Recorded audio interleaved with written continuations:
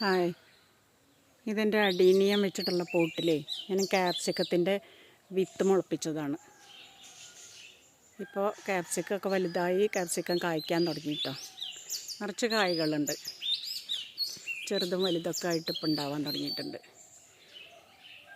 ഇത് കായ്കളൊക്കെ കൊഴിയാതെ എല്ലാതും പിടിക്കാൻ വേണ്ടിയിട്ട് ഉള്ളൊരു ടിപ്പ് ഞാൻ പറഞ്ഞുതരാം കേട്ടോ. ഇതിൻ്റെ താഴെയുള്ള മൂത്ത ഇലകളൊക്കെ ഒന്ന് പഴുത്ത ഇലകളും ഒന്ന് നുള്ളിയിട്ട് നമ്മൾ ചെടിയൊന്ന് വൃത്തിയാക്കി കൊടുക്കുക. പിന്നെ അടിയിൽ ഞാൻ ചാണകപ്പൊടിയാണ് ഇട്ടിട്ടുള്ളത്.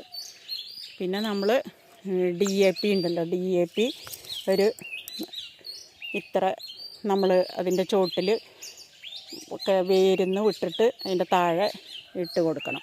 ഒരു 10 ദിവസം കൂടുമ്പോൾ കുറച്ചിട്ട് കൊടുക്കുക. അങ്ങനെ ചെയ്തിട്ടുണ്ടെങ്കിൽ കായ്കൾ നന്നായി പിടിക്കുന്നുണ്ട് കേട്ടോ.